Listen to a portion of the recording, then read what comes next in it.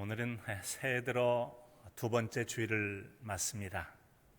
아울러서 주연절 첫 번째 주일이지요. 주연절은 매해마다 1월 6일에 지키는 날입니다. 이 주연절이 되기 전까지는 우리가 성탄절 절기를 지켰었죠. 성탄절은 이 땅의 구원자로 나신 예수 그리스도의 나심과 또 다시 오심을 기념하여 지키는 그런 절기였습니다. 그리고 이어서 바로 주연절이죠. 성탄절에는 예수님 중심의 절기였다면 이 주연절은 삼위 하나님을 중심으로 한 예배입니다. 그 삼위 하나님이란 성부 하나님, 성자 하나님, 성령 하나님께서 나타내셨다라고 하는 이 나타내심을 기념하는 하나님의 현현 사건을 기념하여 지키는 절기가 바로 주연절이죠. 바로 지난주 수요일 예배 때 말씀드린 것처럼 그날이 바로 주현절이었습니다.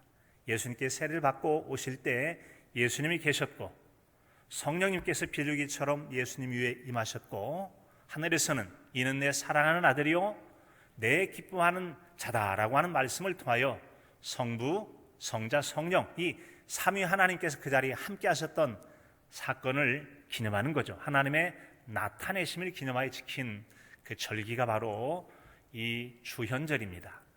그리고 이제 이 주현절이 이어서 예수님께서 이 땅에 우리를 대신하여 죄를 대속하기 위하여 십자가에 달려 죽으셨던 즉 숭고한 자기생적 죽음을 우리가 기념하여 지키는 절기인 사순절이 되기 전까지는 주연절 첫째 주, 주연절 둘째 주 이렇게 해서 계속 주연절 몇 번째 주라고 하는 것이 달력에 표기되는 것을 볼 수가 있을 것입니다.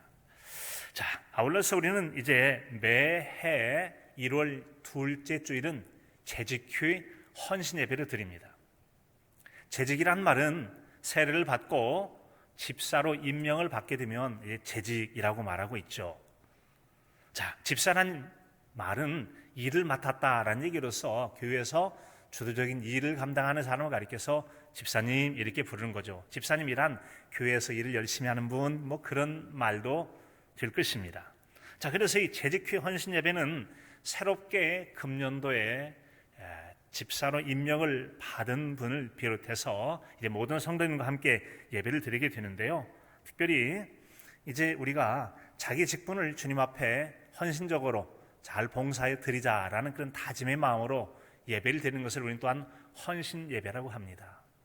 자, 이처럼 매해 1월 둘째 주일은 재직휴 헌신 예배를 드림과 동시에 항존직이라고 해서 장로님들과 집사님, 권사님들 이렇게 이제 안수받은 분들이 이제 70세까지 사역을 하는 것을 이제 항존직이라고 하는데 이는 항존직분과 또 재직과 그리고 구역 지도자 세미나를 함께 합니다. 구역장님, 부구역장님, 구역교사까지 함께 세미나라고 해서 한 해 동안 동국교회라고 하는 이 교회의 재직들이 어떤 일들을 계획하고 어떤 일을 행할 것인가를 함께 나누고 그 나누어서 공유를 하게 되는 거죠. 자, 그래서 이제 그런 내용들 나누고 함께 기도 제목 삼아서 한 해를 살아가는 게 이제 바로 이런 재직 헌신 예배라고 할 수 있습니다. 자, 여러분, 이 같은 예배는 통상 우리가 주일 찬양 예배 때 드리곤 하죠. 하지만 여러분 잘 아시는 것처럼 지금은 코로나19에 따른 사회적 거리두기 때문에 찬양 예배를 현재는 못하고 우리가 함께 이 시간을 겸해서 주일 예배 겸 재직 세미나를 겸한다라는 그런 마음 가지고 우리 함께 예배를 드리게 됩니다. 물론 재직 세미나 때는 여러 가지 금년도의 사역을 설명합니다만 이 시간은 사역을 설명할 수는 없고 우리가 재직으로서 그리고 예수 그리스도를 믿는 성도로서 어떤 마음과 자세를 가지고 하나님을 한 해 섬겨갈 것인가라고 하는 그런 말씀을 통해 우리의 믿음을 세워가고자 하는 그런 시간을 갖기를 원합니다. 자, 여러분 이처럼 우리가 이제 직분을 맡아서 한 해를 하면 어떠면 좋을까라고 하는 그런 생각을 할 때 성경에 있는 한 귀한 모범적인 인물의 그 신앙의 여정을 살펴봄을 통해서 우리에게 좋은 신앙의 도전도 받고 또 주님 앞에 신앙과 직분을 새롭게 하는 그런 마음을 우리가 갖는 그런 시간을 갖기를 원합니다. 자, 오늘 말씀에 등장하는 주된 인물인 요한이라는 사람이 있습니다. 그는 이제 예수님에게 세례를 베푼 자로서 그의 이름을 우린 보통 세례 요한이라고 부르곤 하죠. 이 세례 요한, 이 사람은 바로 예수님의 어머니 마리아가 예수님이 잉태했을 때 찾아갔던 한 여인이 있습니다. 엘리사벳이라고 하는 여인이죠. 바로 엘리사벳은 예수님의 어머니 마리아보다 6개월 전에 아이를 배웠었는데 이 잉태한 아이가 태어나게 됐습니다. 예수님보다 6개월 빨리 태어났죠. 그 사람이 바로 세례 요한이었습니다. 그는 대제사장의 아들로 태어났기 때문에 전통을 따라서 살아갔다면 그도 아버지와 같이 성전에서 대제사장의 직분을 가지고 살아갔을 것입니다. 하지만 그는 대제사장으로서의 삶을 살지는 않았습니다. 그럴지라도 하나님께서 그에게 맡기셨던 사명에 대해서는 얼마나 충실하게 잘 살았는지 성경에서 잘 증언해 주고 있습니다. 바로 그의 사명은 이 세상 가운데, 즉 이스라엘 백성과 세상 가운데 예수님께서 어떤 분이신가를 나타내는 그 일이 바로 그에게 주어진 사명이었습니다.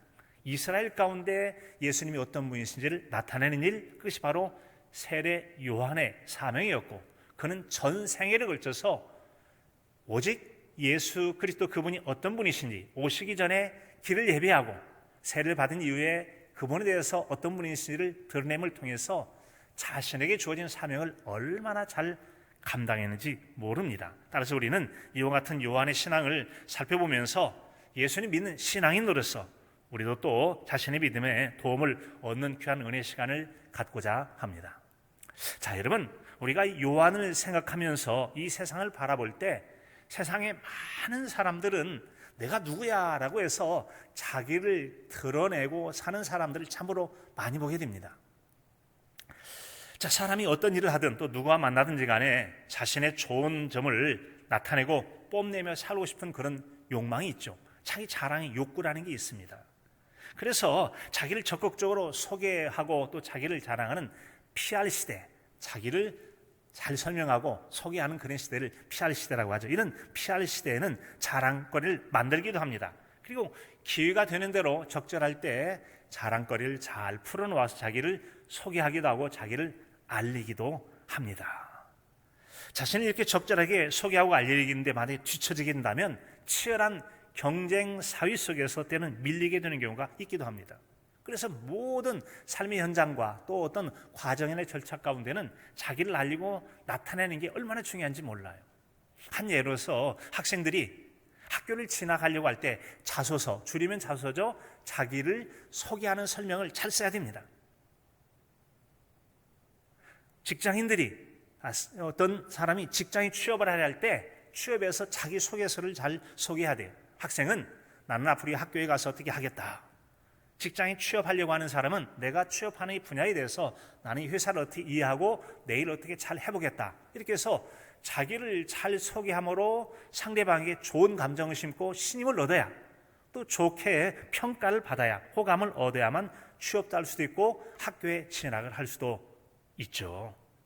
이처럼 우리가 살아가는 세상은 자신을 보다도 적극적으로 알리고 자신이 성취한 것들을 드냄을 통해서 상대방의 마음을 붙잡기 위해서 얼마나 애를 쓰는지 몰라요. 그래야 뭐를 해도 할 수가 있는 시대가 바로 지금 시대입니다. 그것이 세상에서 보편적으로 통하는 삶의 방식이에요. 누구나 다 통하고 또 그렇게 해야 살아갈 수 있는 세상이란 말입니다. 그런 삶의 방식이 당장에는 분명히 도움이 됩니다. 유익을 주기도 하죠. 그래서 사람들은 그렇게 살아가고 또 그렇게 잘하는 사람, 그 사람 유능해, 아주 적절하게 소개도 잘하고 참 매력이 있고 마음을 붙잡는 능력 있는 사람이야 라고 하는 좋은 평가를 얻기도 합니다. 여러분, 그렇다고 해서 신앙생활에서도 꼭 그래야 된다라는 말은 아닙니다. 세상이 그렇다는 말이에요. 세상이 그렇다. 자, 오늘의 말씀에 주된 인물인 요한은 당시만 해도 사람들이 굉장히 주목을 받는 사람이었습니다. 심지어는 혹시 당신이 우리 민족이 그렇게도 기다리고 있는 민족의 구원자 메시아라고 부르는 혹시 그분 아닙니까? 그리스도라는 분 혹시 아닙니까? 라고 하는 이런 주목을 받기 이르기도 합니다.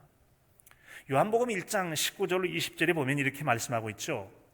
유대인들이 예루살렘에서 대제사장들과 레위인들을 요한에게 보내어 내가 누구냐 물을 때 요한의 증언이 이러하니라. 요한이 드러내어 말하고 숨기지 아니하니 드러내어 하는 말이 나는 그리스도가 아니라 한데. 사람들 사이에 지금 많은 여론이 돌고 있습니다.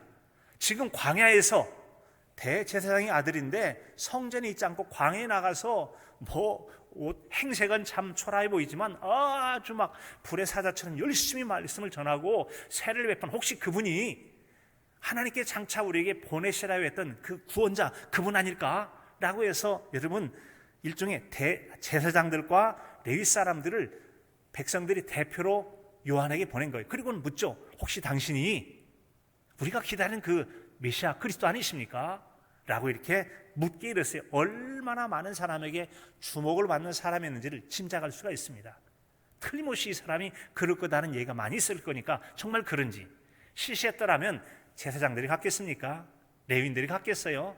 에이 괜찮긴 하지만 그 정도는 아니야 라고 말할 텐데, 제사장이 직접 가서 요한에게 물어볼 정도였으니까 굉장한 주목을 받은 사람이었다는 거죠. 그런데 요한은 여러분 어떻습니까? 지체하지 않고 말합니다. 나는 그리스도가 아니다. 아주 명백하게 나는 그리스도가 아니라고 말하고 있어요. 당연하죠. 본인은 그리스도가 아니니까. 그런데 여러분, 세상 사람은 그렇습니까? 세상은 그렇지 않을 수도 있어요. 종종 여러분 뉴스거리가 되어지고 또 명예가 실추되는 그런 부끄러운 일들이 있는데 뭐죠? 학력을 속이기도 합니다. 학력 부풀리기라는 게 있잖아요. 실제 그렇지도 않으면서 내가 뭘 졸업하고 뭘 어땠고 경력을 부풀립니다. 한 적도 없으면서 내가 이런 일도 했고 저런 일도 했고, 금년도에 여러분, 작년도에 장관의 자녀가 대학 진학의 문제에 있어서 어땠더라 라고 하는 것도 다 여러분 그런 게 해당되는 거 아니겠어요? 스펙이라고 그래서 여러 가지 내가 봉사하고 논문을 쓰는데 참여를 했고, 사실이 아닌 것들을 부풀려서 나를 좋게 보이려고 하는 것, 그것이 자기에 유리하기 때문에 그런 거죠. 연예인들 중에도 또 어떤 유명한 인사 중에도 인터넷에 보면은 학력이 어디를 다녀오고 어땠다 가짜로 써 있어도 알아요. 모르고 실수할 수도 있지만 알고서도 내버려 둡니다. 왜요? 진짜로 표기하는 것보다는 가짜로 거기에 써 있는 것이 자기에게 유익하고 이익이 된다고 생각하니까 그냥 내버려 두는 거 아니겠어요? 근데 여러분, 요한은 그렇지 않았다는 거죠. 요한은 자신이 말하지도 않았음에도 불구하고 당신 대단한 사람입니다. 혹시 정말 그런 분 아니세요? 라고 말할 때 아니에요. 저 그런 사람 아닙니다. 단호하게 자신은 그리스도라고요? 천만의 말씀, 나는 그리스도, 그분의 신발끈을 매기도 부족할 정도로 볼품없는 사람입니다 라고 말할 정도로 자신이 결코 높이거나 자랑하지 않았다는 겁니다. 즉 자신에게 유익이 될 만한 것들을 유익의 재료로 삼지 않고 단호하게 그것을 거부했다는 것이지요. 때로는 사람들이 직접 이익을 얻는 것은 아니라 할지라도 여러분, 요한과 같이 일정한 사회적으로 인정을 받고 일정한 위치에 있게 된다면 스스로 자신이 재량권을 가지고 있다고 생각합니다. 사실은 아닐지 몰라도 내가 재량권을 자기 과시적으로 또 호혜를 붙이는 자선형처럼 남에게 인심 쓰듯 이런저런 일을 하는 경우도 있죠. 그래서 또 자기를 은근히 나타내고 자랑하기도 하죠. 이와 좀 다른 경우이긴 합니다만, 누군가가 거짓으로 모함을 당하고 잘못되어서 거짓 소문에 피해를 받게 됐을 때 이러면 안 되는데 말려주면 좋겠지만 그냥 내버려 두는 경우가 있어요. 어려움을 당하도록 그냥 두고 보는 것이죠. 때로는 그래서 이제 더 피해가 가게 되는, 때로는 잘못됐는데 불에 기름을 붓듯이 더 깎아내리고 부추겨가지고 오히려 피해를 입도록 하고 자신을 더 빛내게 해서 나는 그런 사람과 달라라고 해서 자신을 높이려고 하는, 간접적 유익을 얻으려고 하는 그런 부끄러운 모습도 보이더라는 거죠. 성경은 말합니다. 미련한 자는 명철을 기뻐하지 아니하고 자기 의사를 드러내기만을 기뻐하느니라. 부족하고 허물이 많은 나를 드러내고 내 주장을 많이 하고 내 생각에 좋은 대로 하는 것, 이것은 결과적으로 좋지 못한 결과를 가져올 수 있음을 우리에게 교훈하는 그런 말씀이 되어집니다. 여러분, 성경에 보면 이스라엘의 초대 왕이었던 사울이 죽어갈 때 그 곁에 있다가 그의 죽임을 돕고 그리고 왕관과 그의 가지고 있던 팔찌를 가지고 왔던 아말렉이라고 하는 한 청년 군사의 이야기가 이제 사무엘하 1장에 들려집니다. 사울왕이 죽었습니다. 그리고 다윗은 이제 시글락에 돌아와서 머물고 있을 때 여러분, 그 사울 진영에서 한 사람이 그에게 찾아왔습니다. 그 청년은 아말렉의 사람이었어요. 길보아 산에 올라가서 사울왕이 죽기 직전에 나 지금 고통스럽다, 나를 좀 죽여달라고 했더니 자기 말대로 하면 그를 죽였다라는 거죠. 그리고는 자, 여러분, 이제 왕이 바뀌게 되니까, 다윗 당신이 왕이 되니까 얼마나 좋소 하고 왕관을 벗겨오고 팔찌를 벗겨왔으니까 얼마나 칭찬받아 마땅합니까? 그런데 다윗은 그 소식을 듣고 난 다음에 옷을 찢습니다. 저녁 때까지 슬피 울면서 금식했다라고 성경에 기록되어 있습니다. 그 청년 아마 굉장히 당황스러웠을지도 모르겠습니다. 그리고 다윗은 얘기하죠. 네가 어찌하여 손을 들어 여호와의 기름 부음 받은 자를 죽이기를 두려워하지 아니하였느냐. 그리고는 청년 군사를 시켜서 그를 죽이라 라고 말한 겁니다. 완전히 세상의 생각과 다른 상황이었죠. 그는 다윗에게 가면 엄청 칭찬을 들을 줄 알았는데 오히려 자기 말 때문에 자기가 죽게 되고 말았다는 거 아니겠습니까? 다윗이 신실한 믿음의 사람이었기 때문에 그런 겁니다. 비록 자기에게 도움을 줬을지 모르지만 불의하고 악한 일들을 잘했다고 하자면 악은 악이다라고 해서 악을 악으로 규정했던 것이죠. 마지막 날 주님께서 어떻게 하실까를 생각해 봅니다. 남의 잘못되는 것이 무슨 반가운 소식이라고 되는 것처럼 이 사람 저 사람에게 그 사람 잘못됐대, 뭐가 문제돼 자꾸 퍼나르는 사람이 있어요.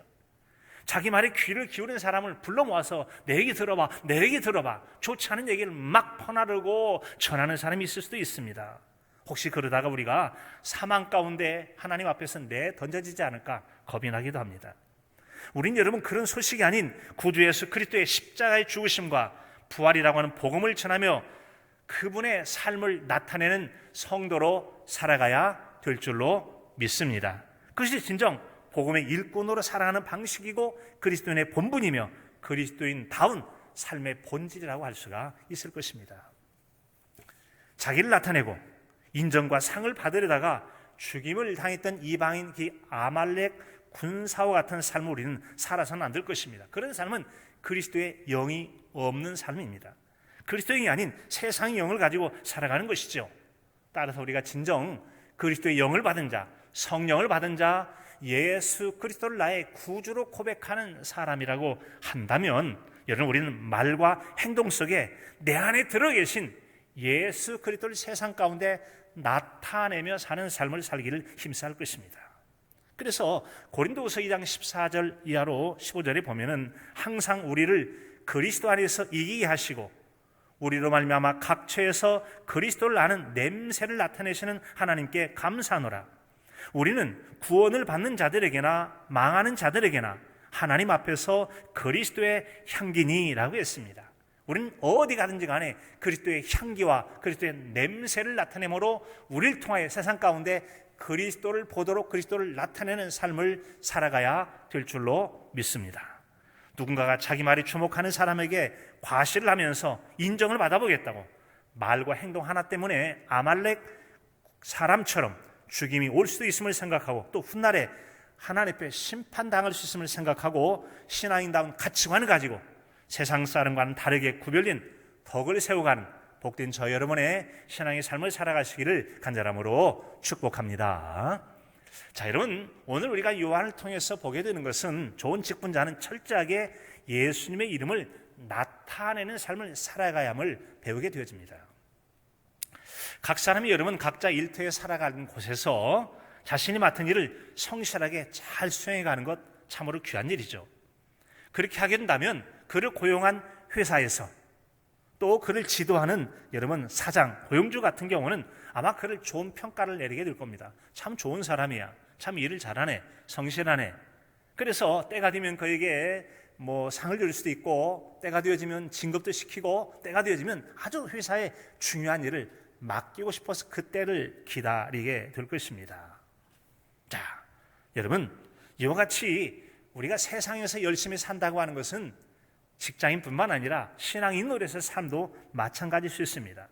신앙인으로 우리가 좋게 살아간다면 자신의 장래를 위해서 매우 잘하는 겁니다. 세상에서 좋은 평가를 받으니까요. 어디 그뿐이겠습니까?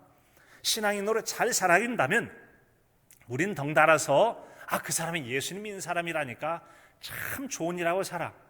상도 받고 덕스럽게 칭송도 받고 그래서 그 사람 보면 교회가 생각이 나고 내가 만약에 종교를 갖는다면 나도 저 사람처럼 예수님 믿고 싶어 라고 한다면 덩달아서 예수님의 얼굴이 빛나고 영광을 받으시는 그런 삶을 살아갈 수가 있게 되는 것이죠. 바로 오늘 말씀에 보면 요한이 그런 삶을 살아감을 알 수 있습니다. 그는 바로 오늘 말씀 앞과 후에 이르기까지 그의 생애 자체는 오직 예수님을 이 땅에 나타내고 드러내고 예수님의 이름을 자랑하는 삶이라고 하는 게 그의 삶이라고 말할 수가 있을 것입니다. 여러분, 우리가 신앙인으로서 맡은 직임을 감당할 때 여러분은 무엇에 관심을 두고 계십니까? 예수님 성도로서, 내가 집사로서, 또 어떤 무슨 장으로서, 부장으로서 어떤 일을 맡았을 때 일이란 성실한 게 중요한 거야. 일을 많이 해야지. 일은 효과가 중요한 거야. 일을 맡으면 책임 있게 끝까지 완수를 해야지. 여러 가지 일에 대한 입장을 가지고 일해 나갈 것입니다. 자, 우리가 어떤 일을 하든지 간에 중요한 것은 그 일을 행한 목적을 분명히 가져야 된다는 겁니다. 왜 그 일을 하는데? 일을 하긴 하는데 열심을 냈지만 열심이 문제가 된다면 열심 자체가 문제가 될 수 있는 것이죠. 효율성은 높았지만 피해가 된다면 그것도 문제가 되고 목적을 상실한다면 문제가 되겠죠. 목적이 중요한 것입니다.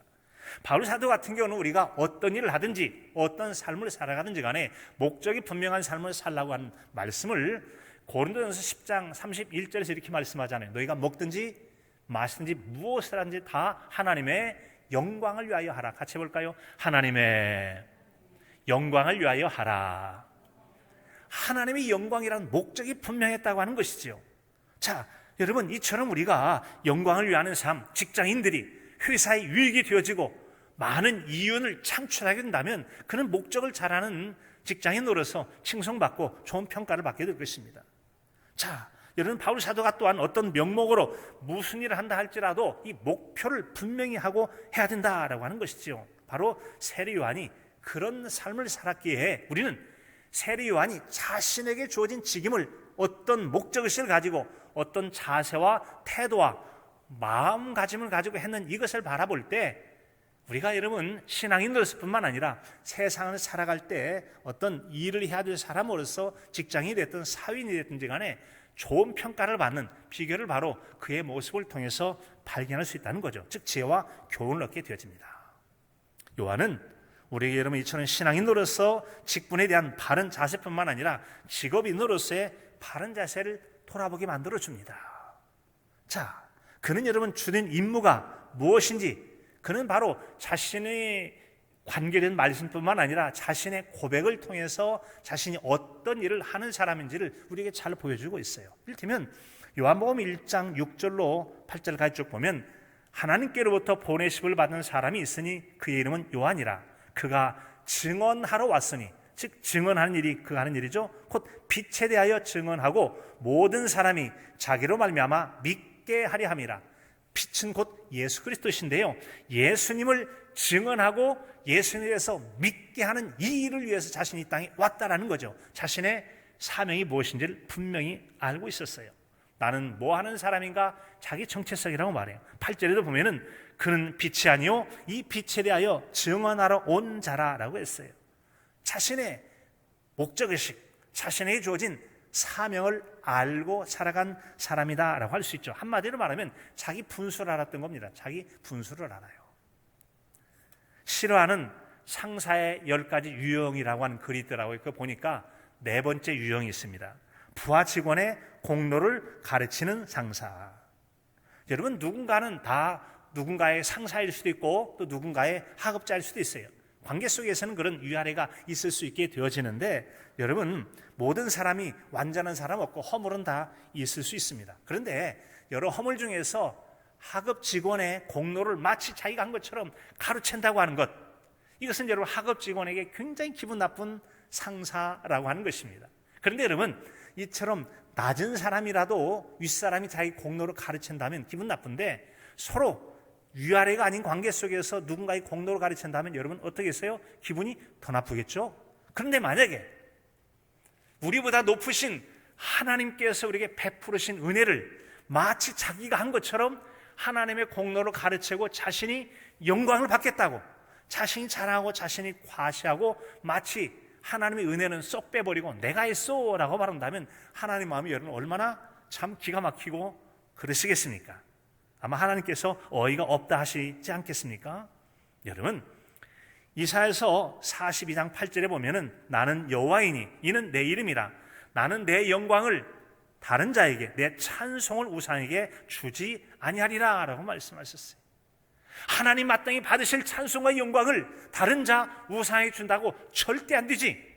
하나님은 본인이 받으실 영광을 받으셔야 되겠다라는 겁니다. 그런데 하나님의 영광을 누군가가 가져간다면 안 된다라는 거죠. 안 된다. 이런 하나님 앞에서 요한은 결코 자기 분수를 넘지 않았습니다. 자기 본분을 충실히 지켰습니다. 또한 그런 모습을 다른 곳에서 볼 수 있는데, 요한복음 1장 23절에 보면 나는 선지자 이사야의 말과 같이 주의 길을 곧게 하라고 광야에서 외치는 자의 소리라 라고 말하고 있습니다. 내 직분이 뭐냐고요? 저는 광야에서 외치는 자의 소리지요. 주의 길을 곧게 하라고 보냄받은 그런 사람입니다 라고 해서 이 땅에 오실 예수님의 길을 예비하고 주님이 오십니다. 여러분, 주님 맞을 준비하려면 회개하세요. 세례 받으세요. 이렇게 해서 예수님의 길을 준비하는 자의 길을 잘 갔다라고 하는 것이죠. 그리고 그의 사명을 가장 잘 나타내는 말씀이 금주의 암송구절인 31절의 말씀입니다. 31절에 보면 나도 그를 알지 못하였으나 내가 와서 물로 세례를 베푸는 것은 그를 이스라엘에게 나타내려 함이라. 아멘. 이스라엘의 예수님을 나타내려 합니다. 자신의 존재가 뭐하는 존재인가? 나는 오직 예수님이 어떤 분인지 세상 사람에게 알리고 나타낸 일입니다. 앞에서 말씀드린 것처럼 여러분, 요한은 굉장히 많은 사람들이 주목을 받았던 사람이었어요. 혹시 당신이 오시리란 바로 그 그리스도 아니십니까? 아닙니다. 저는 그리스도가 아니에요. 저는 그리스도의 신발끈을 풀기도 부족하다니까요. 그러면서 여러분, 예수님을 세상 사람 가운데 나타냅니다. 그리고 그가 했던 일이 뭐죠? 예수님을 세상 사람에게 소개한 다음에 제자들이 자꾸 당신 곁을 떠나 예수님께로 갑니다 라고 했을 때 이런 놀라운 고백을 합니다. 그는 흥하여야 하겠고 나는 쇠하여야 하리라. 예수님처럼 내가 너무 주목을 끌게 된다면 예수님께 주목을 받으시고 예수님의 세상이 나타내야 되는데, 나 때문에 예수님이 더 두드러지니 가리워진다면 안 되니까 나는 꺼져가는 불빛처럼 쇠하여야 할 것이다 라고 말함을 통해서 처음부터 끝까지 오직 예수님을 나타내는 그 일에 자신의 모든 생애를 다 바쳤다라는 거 여러분 아니겠습니까? 얼마나 이런 귀하고 아름다운 삶입니까? 그는 자신에게 맡겨주신 사명을 최선을 다해서 전 생애를 다하여 예수님 드러낸 일에 전심전력을 했습니다. 이 시대를 살아가는 우리도 자신이 맡은 직분이 무엇이든지 간에 어떤 삶을 살았든지 간에 이 세상 가운데서 예수님을 드러내고 나타내는 성도로 살아가는 우리 모두 있을 수 있기를 진심으로 소원합니다. 그런 삶을 살아갈 때 참 잘 살고 있다라고 우리 주님께서 기뻐하실 것입니다. 우리는 여러분, 이 요한의 삶을 통해서 주시는 세 번째 이야기는 바로 직분을 잘 감당하는 자에게는 하나님께서 은혜를 베풀어 주신다는 겁니다. 은혜를 베풀어 주신다. 사람 사이 인간관계나 어느 직장에서든지 간에 성실한 삶을 살아가는 사람, 좋은 평가를 받게 되죠. 그런 좋은 평가를 받는 것은 하나님을 섬기고 예수를 믿는 사람의 신앙인의 길에 있어서도 마찬가지죠. 하나님도 기뻐하신다는 말씀이에요. 하나님도 상 주신다는 말씀입니다. 세상에서 잘하면 상 주잖아요. 직장에서는 보너스를 주기도 하잖아요.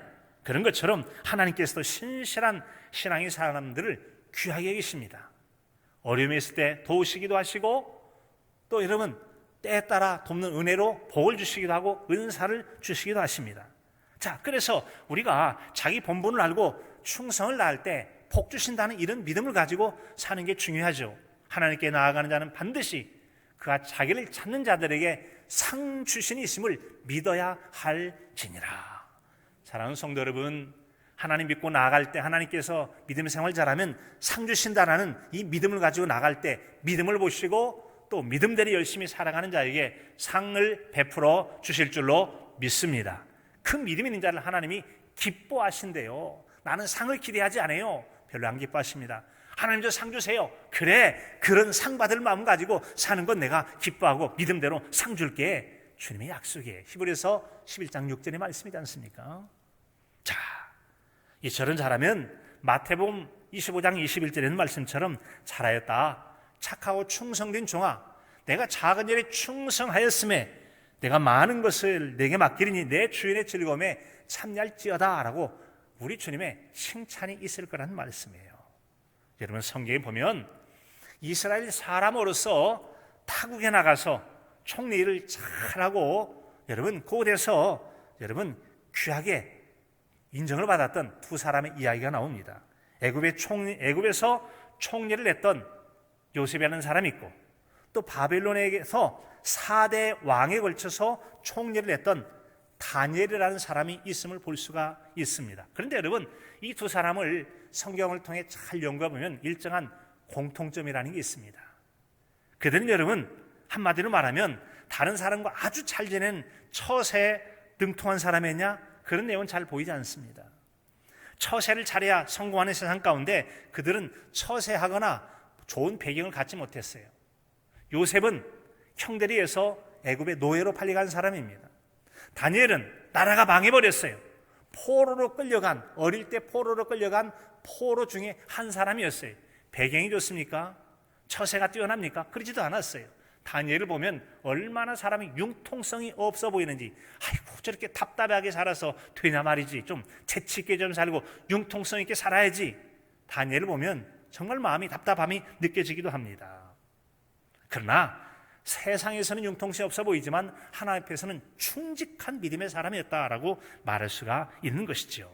그래서 여러분, 그들이 성공시대를 열어가는 동안에 총리 직분을 감당하는 동안 아무 일도 없었던 건 아니냐, 어려움이 있었습니다. 요셉도 성실하게 하다가 보디발의 아내에 의해서 감옥에 갇힌 일이 있게 되었죠. 다니엘 같은 경우는 여러분 정말 참 잘했습니다. 그런데 다니엘 같은 경우는 자기와 같은 총리를 했던 사람들이 질투해서 왕의 마음을 충동질해가지고 어떻게 되죠? 사자굴에 던짐을 받게 됩니다. 그런데 여러분 아시는 것처럼 두 가지 사건들은 하나님께 놀랍게 상황을 역전시켜서 요셉 같은 경우는 총리가 되어지는 기초가 되었다는 사실을 여러분 잘 알고 계시잖아요. 그곳에서 만났던 사람에 의해서 왕의 꿈을 해석하는 데 불운을 받게 되었고, 그런 인간관계를 통해서 충직한 모습이 나중에 총리로 발탁이 됩니다. 이 다니엘 같은 경우는 그 일로 인해서 자신을 죽이려 했던 사람들이 오히려 전부 다 어떻게 되죠? 사자밥이 되어지고 그의 가족까지 다 몰살당하게 되어져요. 그런데 오히려 다니엘 같은 경우는 놀랍게 그곳에서 하나님의 이름을 드러내게 됩니다. 요셉도 총리가 되어서 하나님의 이름을 드러냅니다. 다니엘도 그곳에서 죽음의 위기 가운데 다니엘아 내가 믿는 하나님을 나도 믿겠다. 그리고 이 다리오 왕이라는 사람이 모든 나라, 그 나라가 바벨론 제국의 모든 나라 가운데 전부 다 고지를 보내죠. 그리고는 다니엘이 믿는 하나님을 믿거라라고 여러분 놀랍게 소개하는 역사에 나야 되어집니다. 하나님을 드러내는 역사가 바로 사자굴에 던져져서 융통성 없이 기도 안 하고 좀 그날 좀 숨으면 좋은데 그대로 여전히 기도하다가 사자굴에 던져졌고, 사자굴에 던져져 죽는 줄 알았더니 오히려 살아나게 되었고, 자기를 죽이려던 자는 오히려 죽임을 당하고 상황이 역전돼서 그는 존귀 여김을 받고 오히려 하나님의 살아계심을 드러내므로 하나님께 영광을 돌리는 아주 존귀한 삶을 살았다는 거죠. 그래서 여러분 그들이 얼마나 복된 노년의 삶까지 살아야 됩니까? 성경에 보면은 이런 융통성 없어 보이는 이런 사람들을 상황을 역전시켜서 영광을 받으시고, 하나님께서는 다니엘에게 그가 나중에 고레스 왕에까지 형통하였다라고 다음 시대까지 형통한 걸 보게 되어집니다. 예수님 같은 경우는 세례자 요한에 대해서는 여러분 어떻습니까? 그에 대해서 여자가 난 자 중에 이보다 큰 자가 없다라고 말씀하시면 얼마나 존귀하게 얘기해요. 여자가 난 자 중에 이만한 사람이 없다니까 이렇게 칭송을 받게 되어집니다. 요셉 같은 경우는 그로 인해서 그의 가족들이 그 애굽에 내려가서 큰 민족을 이루게 하나님의 복을 누리게 된 건 여러분 아니겠습니까? 사랑하는 성도 여러분, 우리가 받을 상이라고 하는 것은 이 땅에서의 상이 전부가 아닙니다. 마태복음 6장 20절에 보면 오직 너희를 위하여 보물을 하늘에 쌓아두라. 거기는 좀과 동록이 해하지 못하며 도둑이 구멍을 뚫지도 못하고 도둑질도 못하느니라. 내 보물이 있는 곳에 내 마음이 있다라고 말씀하셨어요. 신앙인의 본분이 무엇이죠? 예수 그리스도의 이름을 드러내는 것입니다. 하나님의 영광을 이루어가는 것입니다. 여러분, 김중호 목사님이라고 하는 분이 계시죠. 그분은 이 땅에 푸르고 푸른 그리스도의 계절이 오게 하자라고 외치셨던 분 아니겠습니까? 이것이 복음으로 성시화를 이루는 그 일이 여러분 아니고 무엇이겠습니까? 그리스도인은 등불을 등 위에 올려놓고 사는 사람과 비슷합니다. 너희 빛을 사람 앞에 비추게 하여 너희 선한 행실, 착한 행실을 보고 하늘에 계신 너희 아버지께 영광을 돌리게 하라라고 하는 그런 말씀으로 살아가는 사람이 성도입니다. 장기리 박사님은 바보라는 얘기를 들었어요. 그는 의사였지만 정말 가난하게 우리나라의 청십자 또 그런 보험 제도를 통해서 얼마나 이 땅에 그리스도의 복음과 영광을 드러내고 예수님을 자랑하는 성도가 살았는지 모르겠습니다. 우리가 그리스도인으로서 직분자로서 하늘을 살아갈 때 모든 삶의 영역에서 그리스도를 자랑하고 드러내 영광을 드러내고 하나님께 예배한 상을 이 땅에서 뿐만 아니라 영원한 하나님 나라에서 해같이 빛나는 복된 상급을 받는 저와 여러분의 복된 한 해가 될 수 있기를 간절함으로 축복합니다.